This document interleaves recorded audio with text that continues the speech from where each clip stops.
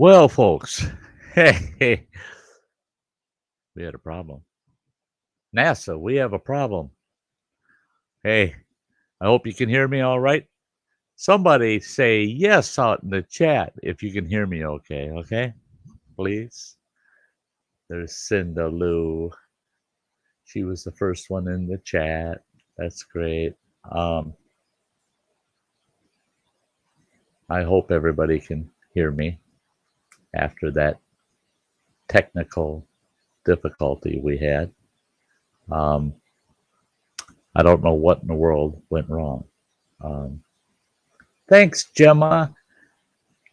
Okay, I'm going to shout out the folks that are in the house. Cinda Lou was the first to pop in earlier, and then David Jones jumped in, and Kimberly Ferris jumped in, and oh yeah, and then Gemma, yeah, sweet Gemma showed up. That's great. And then Joy, oh, awesome. Let's see.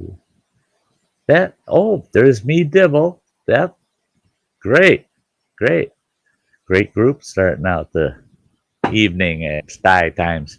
Yeah, a little bit of technical difficulty.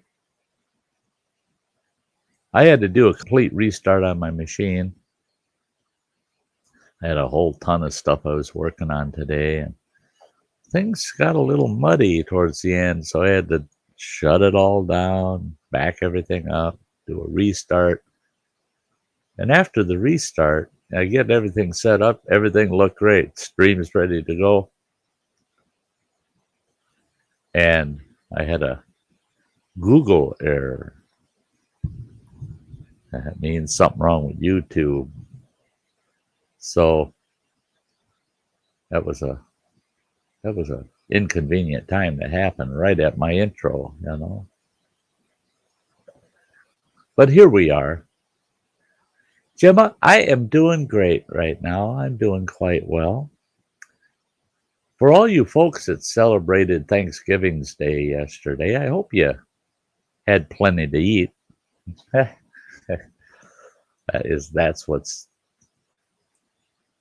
That's what happens on Thanksgiving Day. People tend to chow down quite a bit. Old Sty, he had a pretty simple Thanksgiving dinner. I'm an old bachelor, you know. I was alone for Thanksgiving.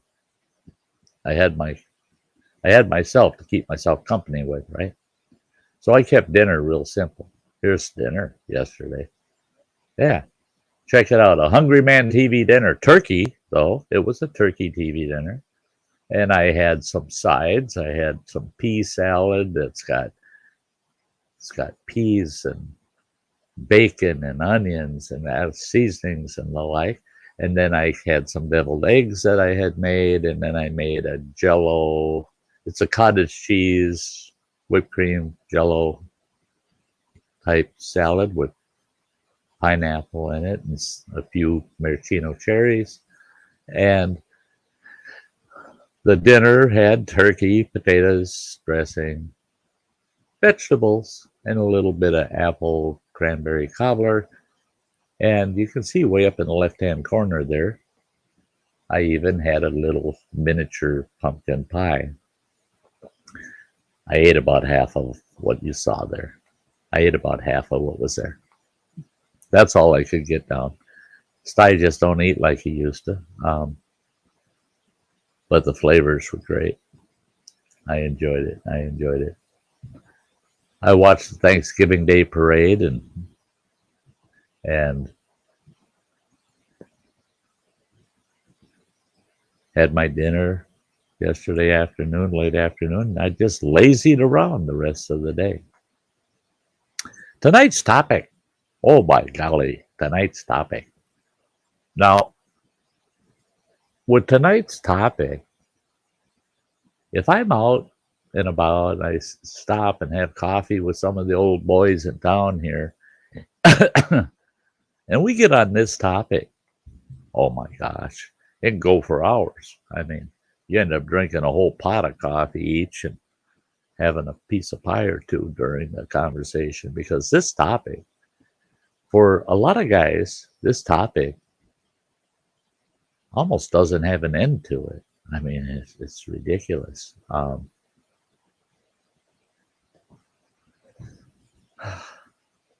You have a truck.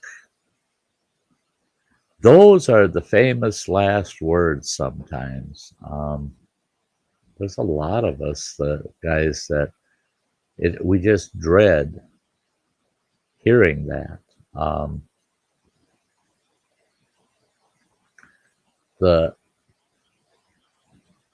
When somebody comes to you, a family member, a friend, and they come up to you, and the very first thing out of their mouth is, "You have a truck." Oh boy, hang on tight, hang on tight. That means you're going to work, boy. Yeah. I love my trucks. I love trucks. I drove over the road truck when I was young, and I owned a lot of trucks over the years. I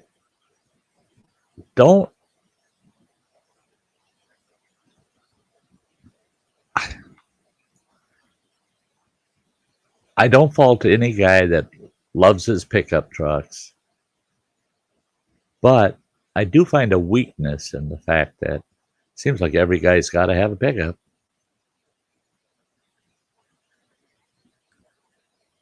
Don't get a pickup truck unless you're aware of what comes with it. Some work comes with it. Some cost comes with it. And a great big load of responsibility and expectations comes with a pickup truck. And once you own one, you'll know exactly what I mean hearing that statement, because you will hear it. Eventually, if you got a pickup truck, you're going to hear it. You have a truck. Very rare do you hear it as a question, because once you have a truck, everybody knows you have a truck. Hey, Kayla Ferris is in the house. Great to see you. Awesome. The one thing that has always been kind of a pet peeve of mine is a lot of times people won't, especially family, they won't come right to you and say, "Oh man, I really need some help moving, and I'm having trouble finding people to help me move, and could you possibly help me?" And let you offer your services and your truck.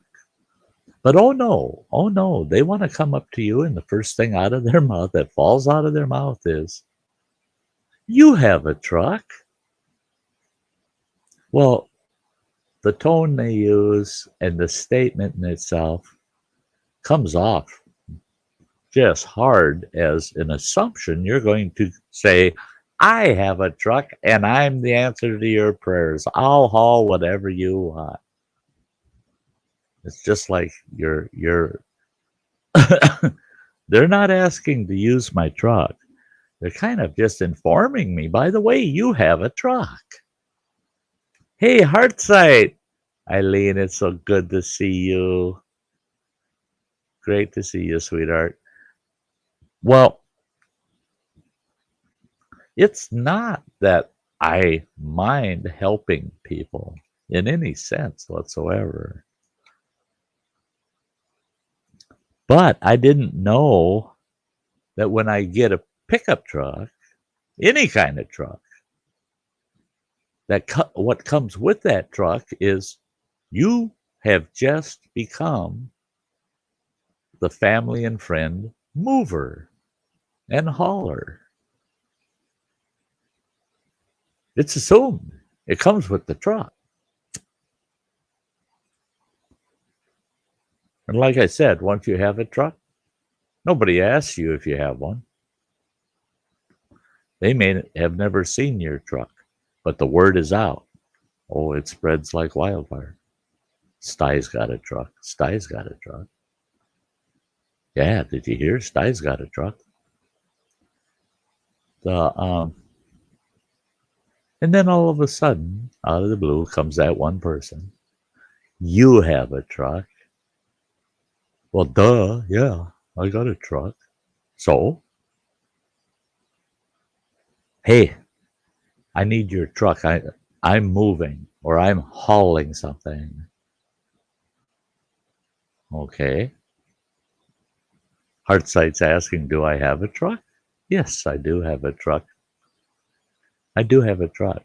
And we're going to get into that in the show about my truck and how, when a person says to me, you have a truck, where it goes from there.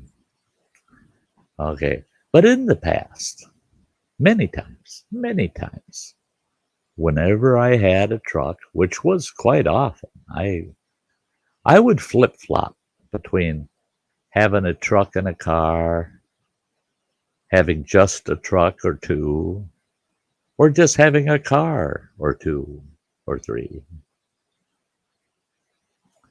But the times I didn't have a truck, I looked at those as sabbaticals. I just got tired of moving people with my truck at my expense on my time because it was assumed you have a truck, so you're going to do it, right? You're going to do it.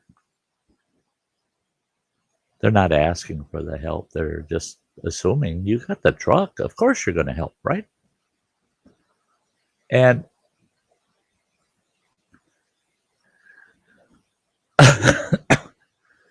and there's times where, oh, absolutely, I'm there for you. I'm going to help you out, right? But now this happens with family quite a bit. A few friends will do it, but family especially. You have a truck. I'm moving. I'm moving from this place to that place, and I don't have a truck. You have a truck. And I'm moving on these days. Can you be there? Now, they're not asking if you're willing to let your truck be used for hauling their stuff. They're just asking, are you going to be able to be there? And you say, yeah, I'm available. I can fit it in. And you go there. And I had one incident where they said, hey, this ain't going to be no big deal at all. We can fit it all in the truck. No problem. One load. That's all we got to do is run one load. And I'm thinking, oh, thank goodness. It's just one load. That won't be so bad. And you run over to help them out. And then here's the load. See, I told you we could do it in one load. There we go. Oh, some of it fell off. What do you mean it was one load? They want to stack your damn truck up 14 feet and expect you to go down the road, and they're trying to tie it all down with clothesline or something, and you're just like, no, don't do that to my truck. Don't do that to me. It's terrible. It's terrible. I've had people do that. Oh, it's only one load. 3-4 loads later, and you're running. It might be 15, 20, 30, 50 miles between where they're hauling from to where they're hauling to, and you're back and forth. You burn up almost a full tank of gas all day, and you're loading and unloading because they don't have enough help there. And it all started with them saying to you, you have a truck. Doesn't somebody else have a truck? Why are you coming to me? Because some people learn how to avoid getting asked that question. What's real frustrating, and I found that out with family and some friends, they'll do that to you.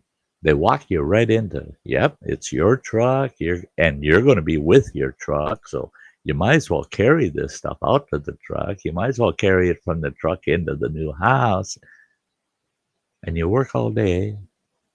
They're all settled and everything's cool.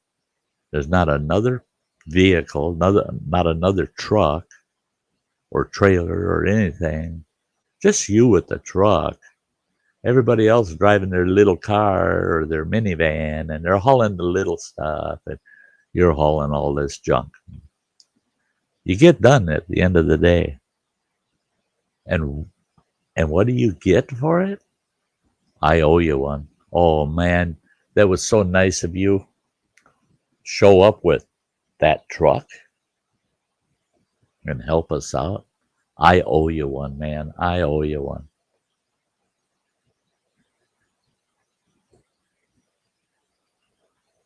You owe me a big one. I went down and put gas in that truck.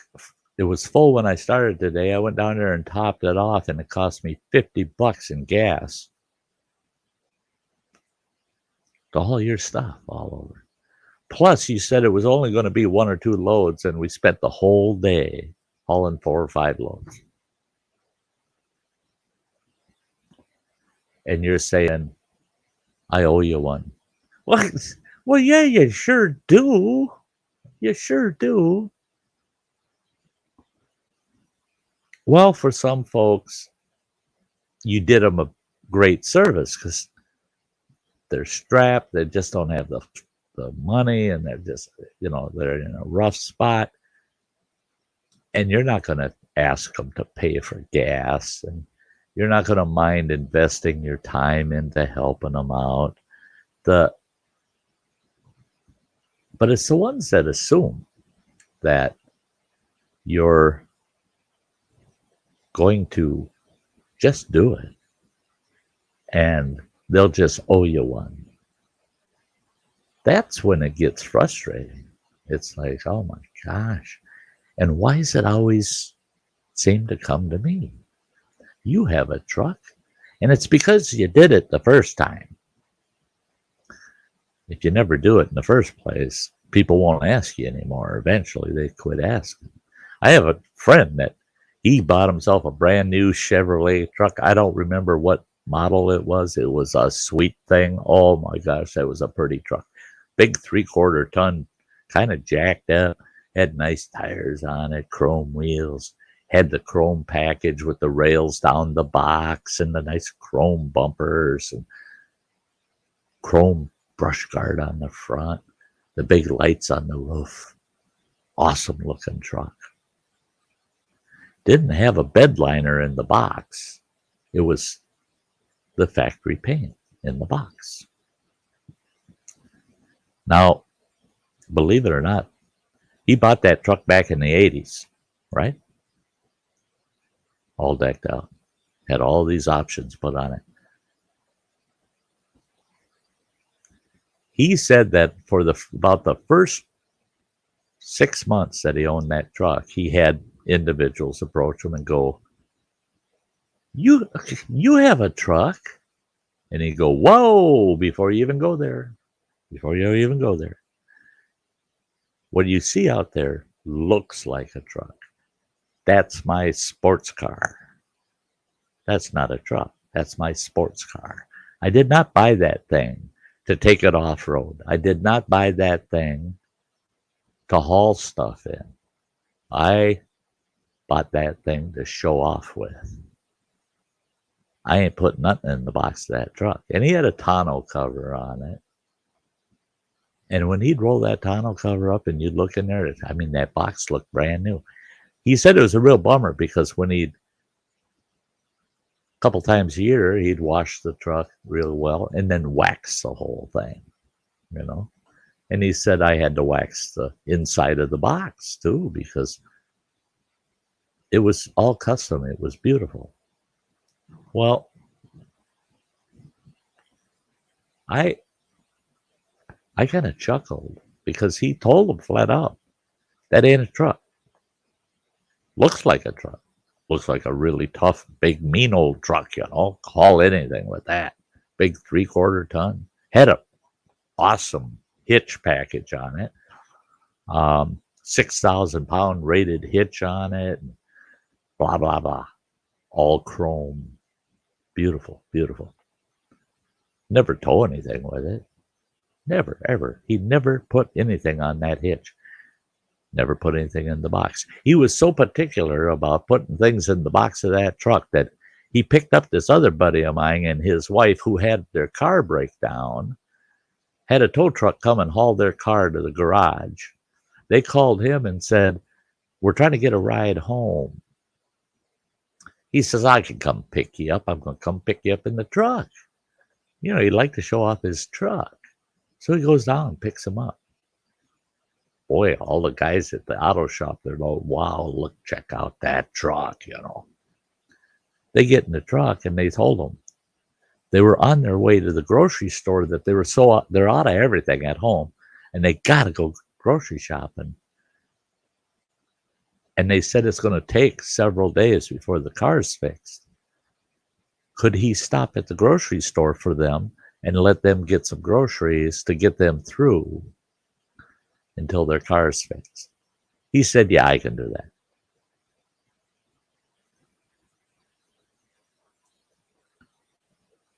He sat in the truck waiting for them. They come out of that grocery store after the longest time. 2 full carts of groceries. He gets out of the truck and he goes, "And where do you think you're going to put them?" And they said, "Well, we can put them in the box of the truck." He goes, "Oh, no, you can't." And they said, "Well, why do you even have a truck if you're not going to put stuff in the box?" He says, "No, nothing goes in the box of my truck. Not even bagged groceries," right? Well, I found out from him quite a while later about that story that he said, I could just imagine a bottle of something breaking back there and leaking out my truck, or canned goods, the bag tearing and the cans bouncing off the box of my truck, nicking the paint, scratching it. He goes, "No way they're going to be allowed to put no groceries in my truck, in the back of my truck." They told me that when they got done stuffing all them 2 carts full of groceries in the back seat, because he wouldn't even allow a bag up in the front, except for one bag that my buddy held between his legs on the floor, set on the floor mat. That's all. The back seat, he didn't mind. Go ahead, stack your groceries back there, but put all the canned stuff on the floor, not on my seats. Anything with liquid, I don't care if it's in plastic or glass, that's got to go on the floor. When they got done stuffing all that groceries in the back seat, my buddy's wife was riding in the back seat. She said she was tied up against the door, groceries stacked as high as her forehead, all the way across that back seat, and the floor was full right up to the top of the bottom of the seat, all the way across. She had her legs crossed on top of groceries on her side, because he wouldn't let any of it go in the back of that truck. It didn't take long. Word got out about how he was with his supposed truck. And nobody from that point forward ever said to him, "You have a truck." They never, don't go there. Because it's not going to happen. It's not going to happen. Now, then you have these guys that they go, "You have a truck. I've got this job I got to do. It's not a big job, but boy, I got to get it done." And they expect me to be there Saturday morning and get this job done by the end of the day. And you ask them, "Well, what kind of job is it?" "Well, it's a landscaping job. And all I really need your truck for is to haul a rock. It's kind of a big rock, but it's small. And actually, size-wise, it's small. It's pretty heavy, but it's pretty small. It'll fit in the bed of the truck just fine. And you tell them, I just don't want you damaging the truck. And he says, oh, we'll put a pallet down or something to set the rock on so you don't have to worry about your truck. And you say to him, well, I'm not available Saturday morning. And he says, can I borrow your truck? It'll only take an hour or two. And you think about it and you think, well, that's cool because he's not expecting me to do anything. He just wants to use the truck. Yeah, okay, yeah. Come on over, pick the truck up Saturday morning, use it, just bring it back when you're done. And then you find out Saturday afternoon, this is the rock he hauled. Oh, yeah, that's just a small rock. What's the big deal? Take another look at that. Oh, yeah, right on that wood pallet. No big deal. Rolled over, hit the fender well. No big deal. How did they get it out of that truck? Did they back the truck into their sight and slam on the brakes and let that rock roll out? Don't loan somebody your truck. If they say, you have a truck, and then they lead down that road, just loan it to me. Just borrow it to me. Now, there are people, friends of mine, close acquaintances, I would loan them my truck. If they came and said, hey, Sty, I need your truck. You need me? No, just your truck. What are you going to do with it? I ask right away. I don't care if it could be my own mother, and I'd say, what are you going to do with it? Oh, well, I'm picking up a bunch of potted flowers at Walmart, and I don't want to haul them in the car. I don't want to get the dirt in the car and that. But I'm going to just use your truck to go pick up those potted flowers. And when I'm done, I'll sweep out the box real nice and the like, and I'll stop at the gas station, top off your gas tank for you. Keys are there hanging on the wall. I don't have to do nothing. And I know they'll take good care of my truck. I have people like that in my life. But then I also have people where they'd go use my truck. They'd say, well, Sty, can I borrow your truck? What for? Well, I got to go out and I got a truckload of wood that I got to haul. That's all, just one truckload of wood. Can I borrow the truck? And I'm thinking, how they're going to hurt the truck? They're going to go out and get a load of firewood. Big deal. Yeah, go ahead. And then you find out that, here's the wood they're hauling. Oh, wow, we better put that hubcap back on before Sty sees it. There you go. It's one truckload of wood, isn't it? At least we weren't lying, right? And your poor truck is the one that suffered it. And it all started with them saying, you have a truck. You have a truck and I don't. Can I borrow yours? No.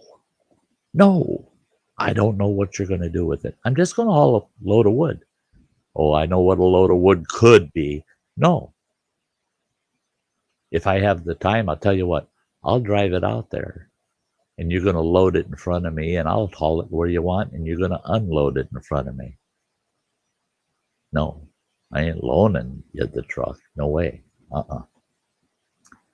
So the minute you buy yourself a truck, it's going to come with some cost. Some people are going to really owe it to you. Man, they owe you. Other people, when they're done with you and your truck, it's just like, hey, thanks, have a good day. And off they go, and they're having a barbecue because they don't have any work left to do, because if you weren't there, they'd still be busy working. And I got a lot more to say about you have a truck. Right after this, folks, we're going to check out my awesome channel members. This takes less than a minute. Don't go anywhere. I'll be right back.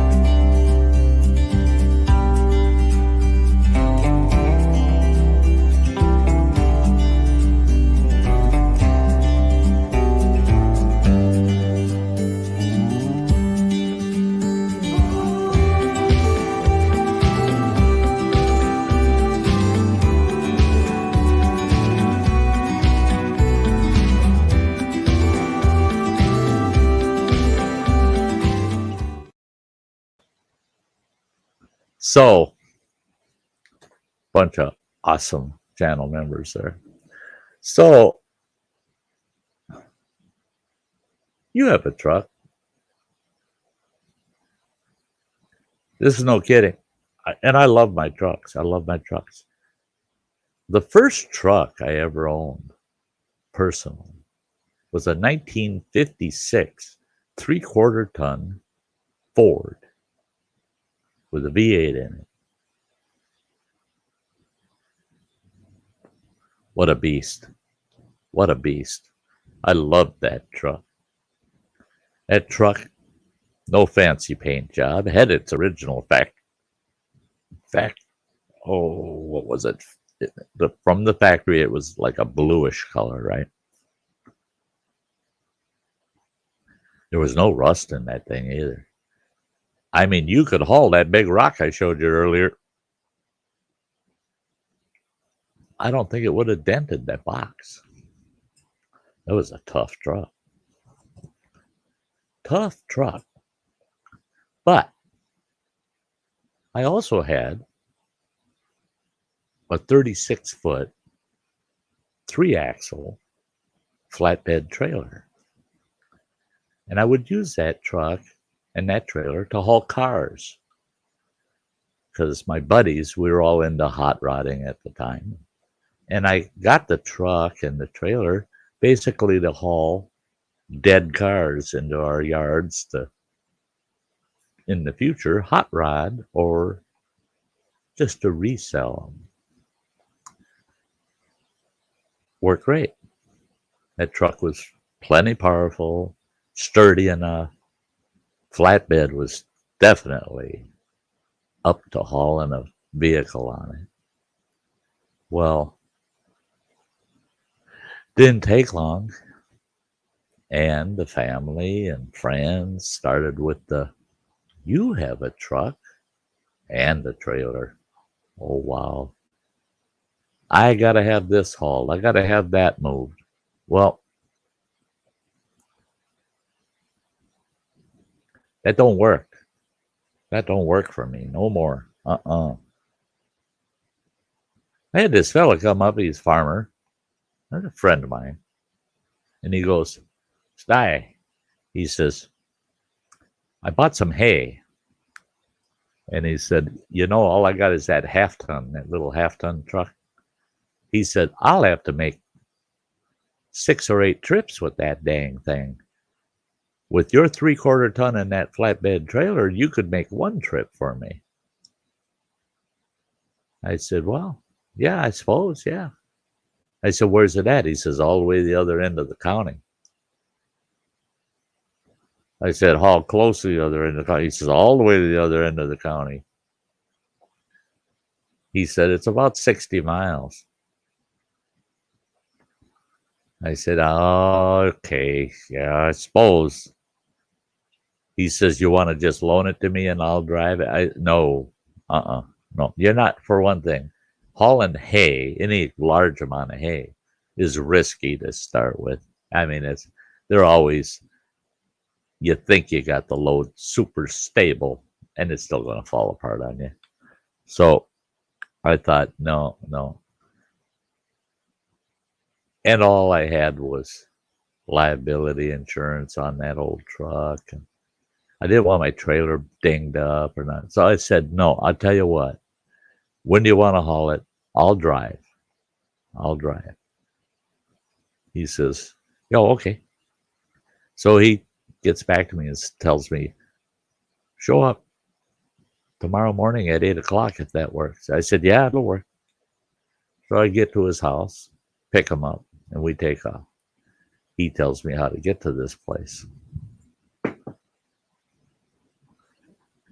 Not a word from him about, oh, hey, don't worry about the gas. I'll cover the gas. Not a word, right? We get to this other farm. We pull in. And I said, where do I go for us to load this hay up? You know, I hope they got a way to get that hay on the trailer. He goes, well, we're going to have to load the truck and the trailer. But he says, see that pile over there at the end of that barn? I said, yeah.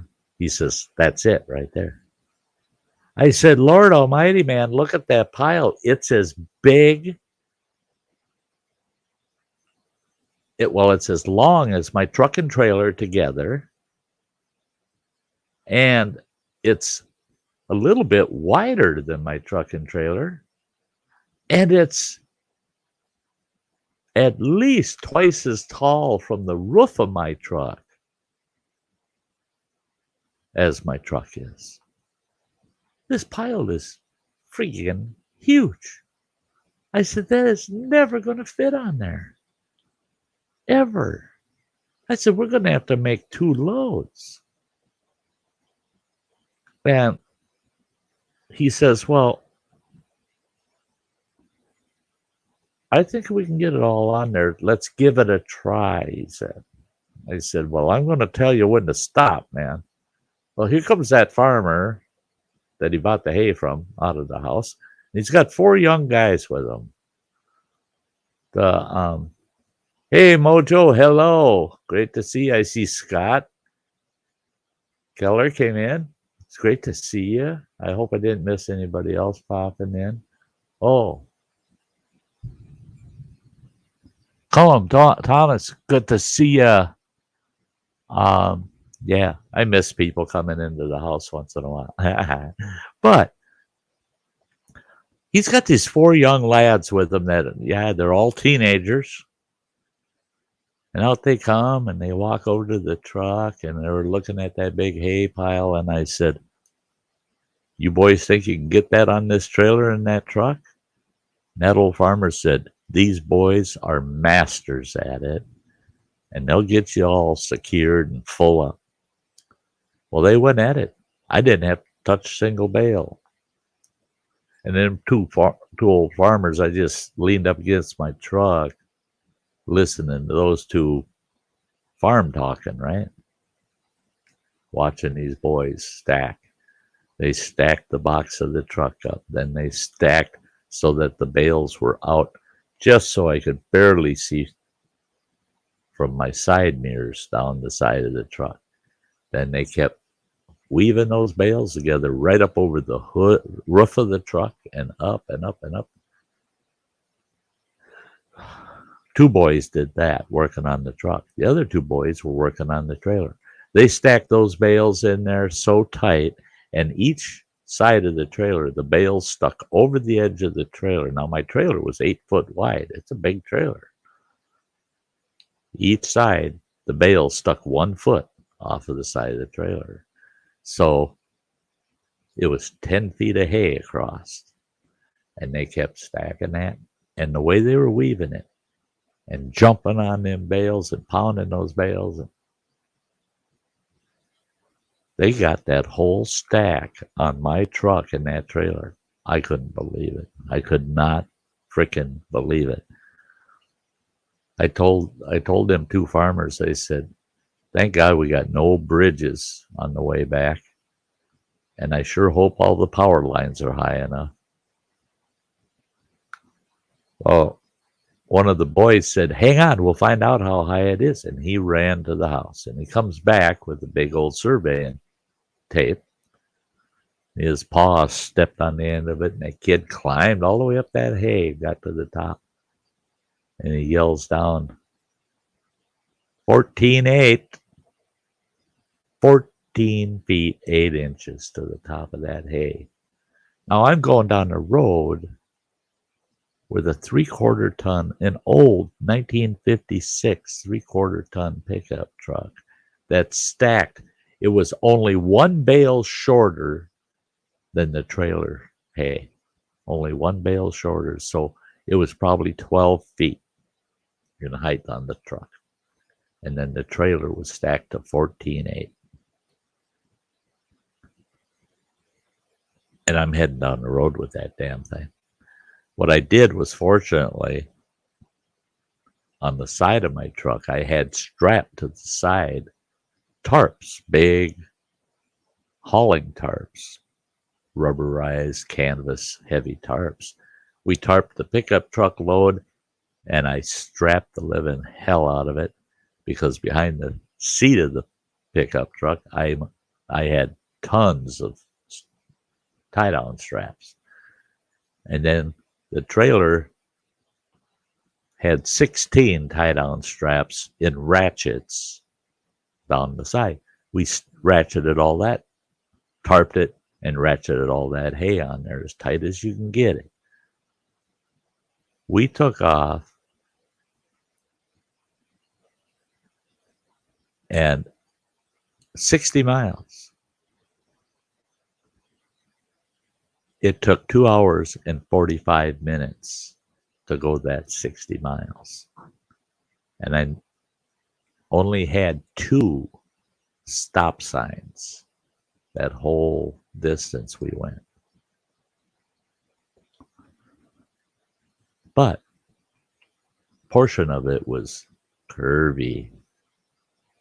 I hated them curvy spots, man. Top heavy load. And it was heavy. It was a very heavy load. That hay had a lot more moisture in it than I had anticipated. And it weighed a lot more than that 3/4 ton should have been pulling down the road. We get back to the farm, pull into his farm, and I said, well, now you get your tail in the house and get your boys out here, because he had 2 healthy teenage boys. I said, you get your boys out here to get this unloaded. And what they're going to do is they're going to unload my truck, and then I'm jacking up the tongue of that trailer and I'm pulling the truck out. You guys unload the trailer until the sun goes down. I don't care. I'm going home. He says, oh, well, my boys, they're at church camp. They're gone all this week. I said, then who's going to help unload? He goes, well, looks like it's just you and I. I said, that ain't going to fly. No, I ain't unloading all that damn hay. I just spent the better part of my day getting that hay to here. No, I'm not touching your hay. And I said, call your father-in-law and your brother-in-law up and tell them to get their lazy butts over here to help you unload this. He goes, oh, I don't want to do that. You know how me and the father-in-law don't get along, and on and on. And I said, none of this is my problem. I said, the only reason it's my problem, it's on my truck, on my trailer.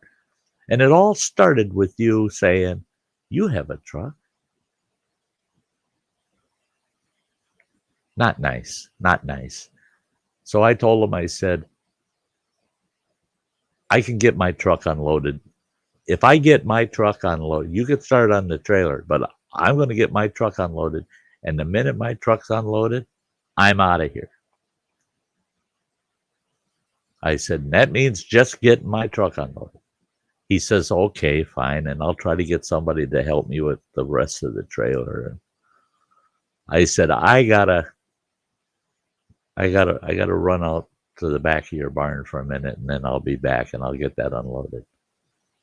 Well, I knew he had a Macy Ferguson tractor parked around the corner of his barn, and the keys were always in his equipment.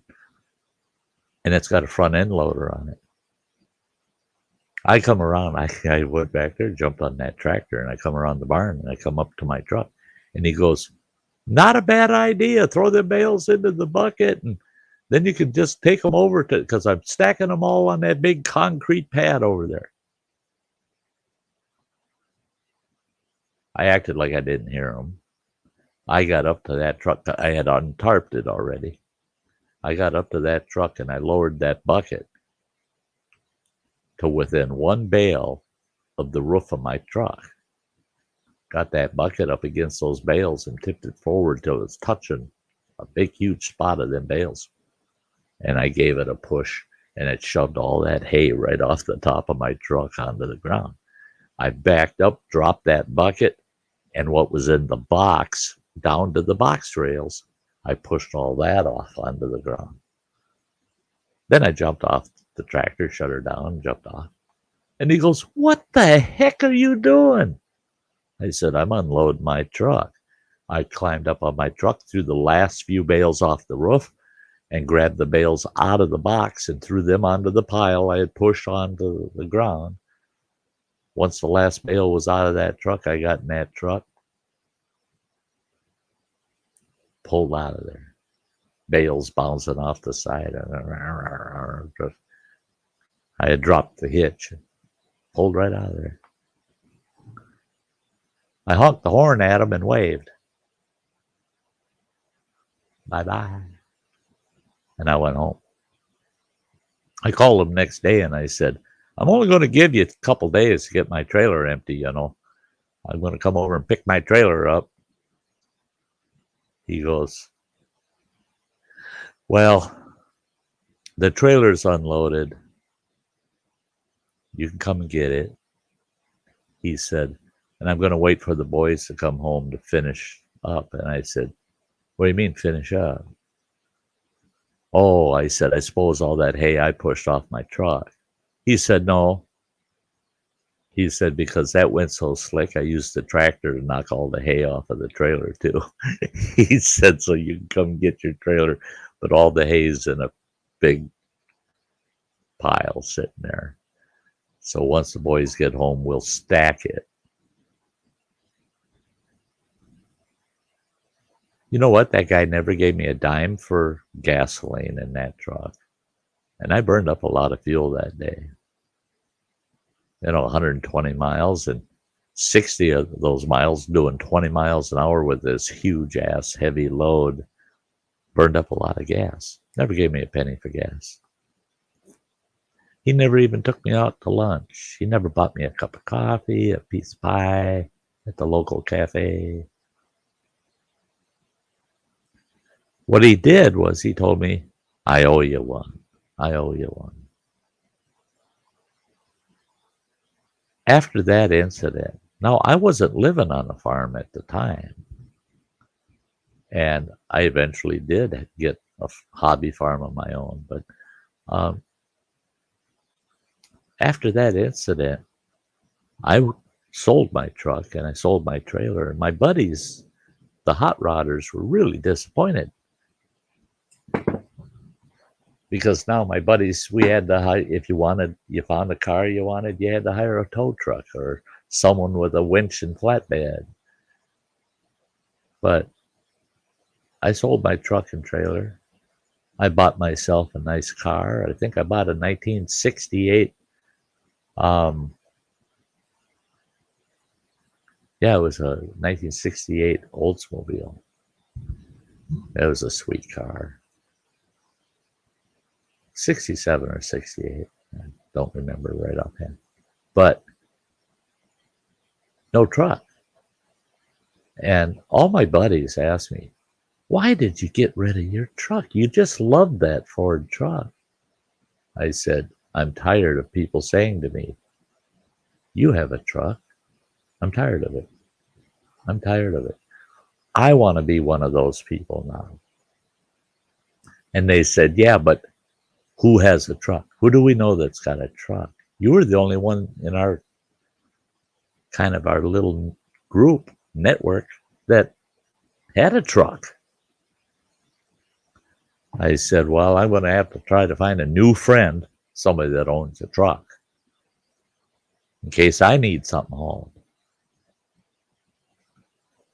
It didn't take long, and one of the guys out of our little niche of guys, hot rodders and the like, sure enough, he went out and bought himself a truck.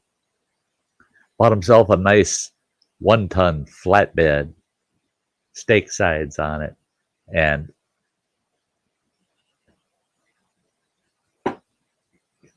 beefed up the springs on it.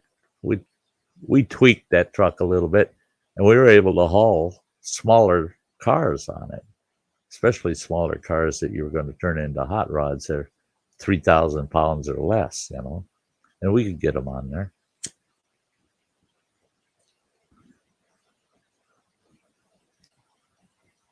Guess what? The fella that bought that truck, very first thing I said to him,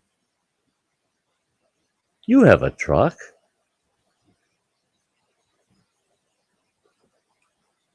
Guess what? I got a 33 Plymouth coupe that I need to have hauled. Come on. He was shocked because after we hauled that car over to my place, I jumped back in the cab of the truck. And he goes, "What are you jumping in the truck for? Where are we going?" I said, "We got a little bit of running to do, and then you can bring me back home." He goes, "Where to?" I said, "Well, first thing you do is run to the gas station. Pull up to the pumps." He did. He's getting out of the truck, and he's reaching in his pocket. I come around the passenger side, and I yelled at the gas jockey. I said, "Fill it up." Well, here, his truck was damn near empty. "Nope, fill it up." He did. He topped off the tank. I went in and paid for it. Come back out, and he goes, "Man, that was awful nice of you." I said, "Oh, shut up. Let's go down to Ruthie's Cafe down here, down a little corner cafe. It's coffee time." We went down to the cafe. Oh, heck no. We had coffee and we had lunch. We even had a piece of pie after lunch. I grabbed the tab, left the tip, paid the tab. We walked out, and he got real quiet. We're riding back to my house. I said, "You can take me home now." On the way back to the house, he goes,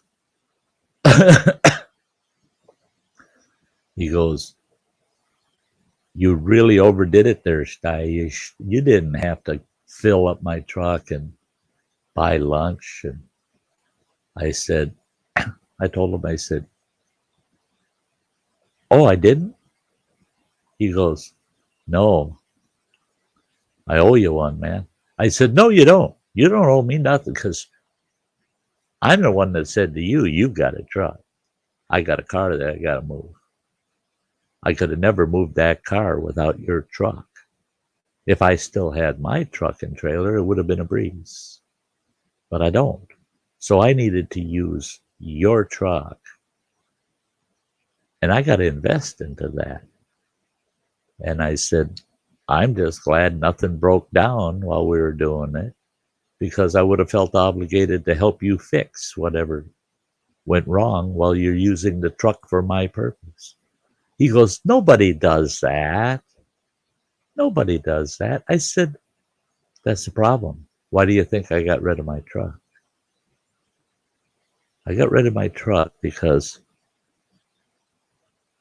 owning a truck is the one time that you'll find certain people that you think the world of, but you find out that they don't realize your investment in the vehicle, the maintenance, the gas, your time, your effort. They don't realize what goes into them saying, "You have a truck." And they never show that appreciation enough, where it felt like, it wasn't a burden. It's no big deal. It never was a burden, never was a big deal when it was truly somebody in absolute need. I had one individual, after it was a period that I didn't own a truck. All I had were a couple cars. And They had to move. They didn't have a choice. They had to move. They were renting, and there was something bad about that house or something, and the landlord said, "You got to go. I'm tearing the house down. You got to go." So they had to move. They didn't have a choice, but it was at the worst time because he was in between work. He didn't have enough cash to do anything except get through daily life. The added expense of trying to move, he didn't know what to do. And he approached me and he said, "Sty, I wish you still had your truck and trailer." I said, "Yeah, that would have been nice." And I knew his situation. And he said, "I don't know what to do. We have to be out by Monday, completely out. The bulldozer's showing up. They're going to knock this damn house down. I got to have my crap out of here." And he said, "I got no way to haul it. We got the whole family kind of coming together, and nobody's got a truck. And we're going to haul all the small things we can inside of vehicles, tie some shit to the roofs, whatever. But we got so much, and we got a lot of large furniture that we just can't haul in our cars." And I said, "When are you guys going to do that?" He says, "Saturday morning, bright and early, about 8 o'clock. I said, "If you're all going to be there by 8 o'clock, get there, start getting everything packed up outside, ready to haul." I said, "I'll be there with a truck." So at about 10 after 8, I come wheeling into their place with the biggest U-Haul truck I could rent. Big old U-Haul back in there. And I told them, I said, "Think it'll all fit in there?" They were thrilled. And what they couldn't get in that truck was just small stuff. All could be hauled in their families' vehicles. One trip. And we hauled all of their belongings to their new place. Afterwards, he says, famous saying, we've all said it to people because we try to show our appreciation. And that's, "I really owe you one," he says. He says, "My God." He says, "The rental, the gas, your time, everything." He said, "Once I'm back on my feet, man, I'll pay you back what the rental was." And I said, "Whoa, whoa, whoa, whoa, whoa, whoa. I didn't tell you that I'll get you a truck that you're going to have to pay a rental on. I didn't tell you I'm going to get you a truck you have to put gas in. I told you, have your crew here and I'll be here with the truck." I said, "I showed up with the truck. That's my truck. And we used it the way I wanted to use it today." I said, "You didn't say to me, show up with your truck and trailer and I'm not going to give you a thing. You didn't ask. You didn't even ask me to show up and help try to move what you could without a truck. You didn't ask." So I took it on my own to do it. At that time, the rental and the gas wasn't so much. But I invested in a solid friendship, and it helped him, his wife, and their 2 kids get settled in a new place, even though I didn't have a truck at the time.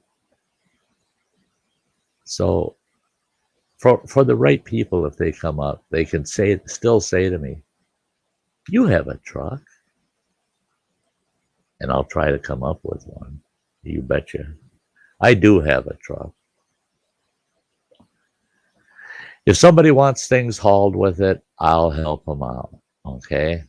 But I now have a rule.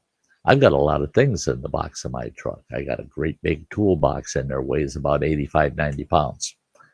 That thing's a beast. I've got another storage box that's got a lot of heavy camping gear and stuff in it. I've got another big box that's full of tie-down straps and all kinds of other things. That's a heavy bugger. Those 3 boxes. Plus, I got my jacks and my breaker bars and a bunch of other stuff in them. Oh, I got axes and rakes and shovels and things like that back there too. So In fact, the other day, someone asked, "Hey, could you haul something for me?" I said, "What's that?" And they said, "Piece of furniture from Walmart."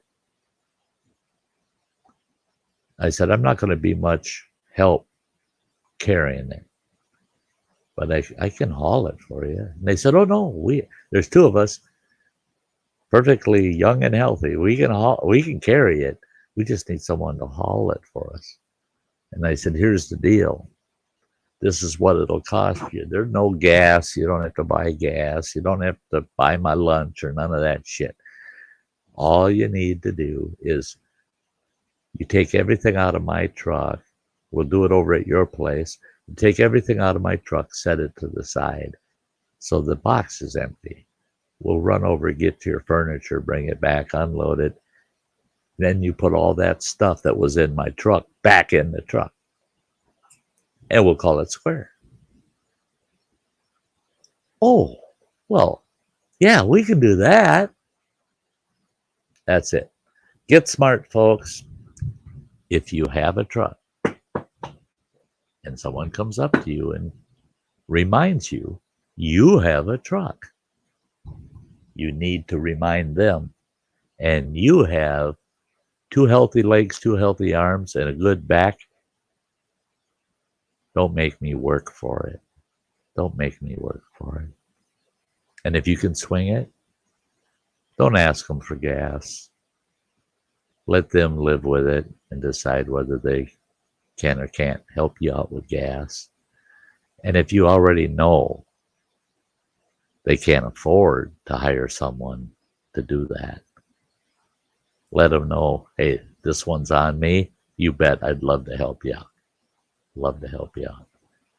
But watch out for those that take advantage of the fact by simply saying, "You have a truck," in the tone that, "And I expect you to show up with it, and I expect you to haul my stuff with it, and I expect you to put your back into it, and I'll owe you one." Unless you know that they're going to return that favor to you or someone else, pay it forward,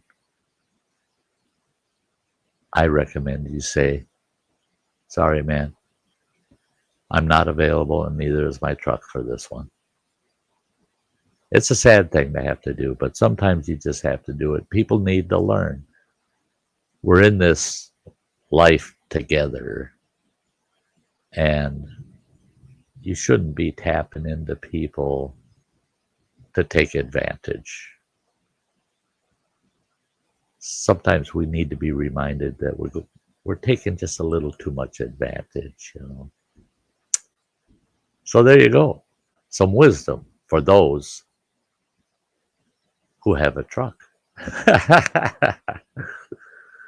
Hello, Loaderman. Good morning to you. Kirk Whipper Voyager Center. Great to see you. Tim is awesome. He's always around. The something.